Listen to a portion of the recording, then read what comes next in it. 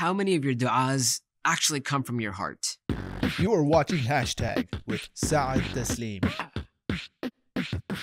Sometimes we get so caught up in wordings and specifics regarding du'as that we forget that what makes the du'a the most effective is when the du'a, the supplication, comes from our heart.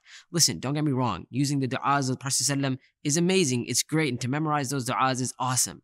But not when it comes at the expense of the presence of our heart and the sincerity while we're making those du'as. We get so concerned sometimes with getting the du'a exactly right, saying the Arabic in the exact way, that we forget about what the purpose of this dua actually is, to call out and pour our heart out to Allah subhanahu wa ta'ala.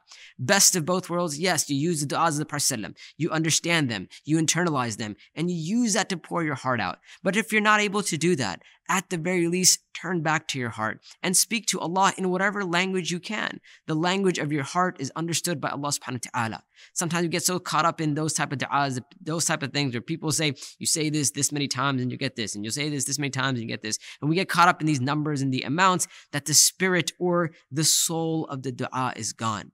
Did you think about the fact that sometimes simple statements can actually be du'as as well? When you say to someone, Assalamu alaikum, you're saying, may peace be upon you, meaning may Allah grant you peace and a life of peace and make you content.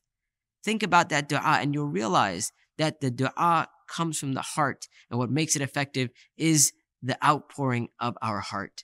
And Allah subhanahu wa ta'ala knows best. Until next time, inshallah ta'ala, assalamu alaikum wa rahmatullahi wa barakatuh.